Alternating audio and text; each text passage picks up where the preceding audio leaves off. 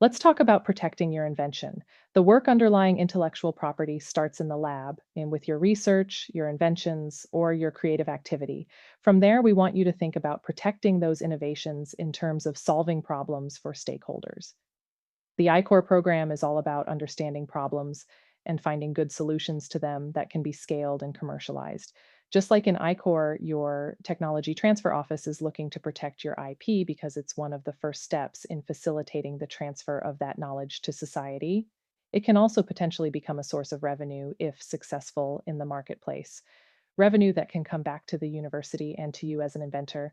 That's a great motivation for you to engage with your TTO to protect your IP. Another aspect we want to make sure you understand, if you are a recipient of federal funding, you have an obligation to disclose any new inventions that arise from that funded research. So while we're also talking about financial incentives and societal impact, it's really important that you understand what your obligations are when you are a federally funded researcher, regardless of what you and your TTO ultimately decide about commercialization. We're about to walk through the major forms of IP: patent, copyright, trademark, trade secret, and NIL, and how each one is protected. Before we get into the different kinds of IP, let's talk about timing. When you're preparing to publish for the first time on an area of your research related to an innovation, it is best to talk with your TTO before you make any disclosure in the public domain about confidential information or details that relate to your innovation. This could be in the form of a journal article, a poster presentation, a conference talk, or even just conversations in public with people outside of your lab group who are working on the same innovation.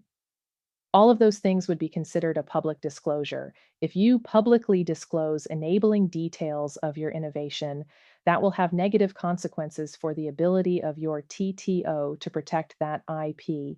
In the US, a public disclosure starts the clock on a 1 year deadline to file a patent.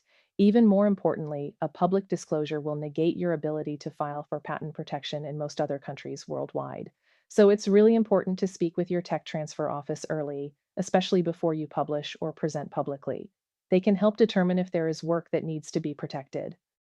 Let's discuss the different kinds of IP protection. The one a lot of people are interested in is the patent. This is probably the type of IP that most tech transfer offices spend the majority of their time and budget on. When most people think about patents, it's usually utility patents they envision. These are issued by the US Patent and Trademark Office, or USPTO.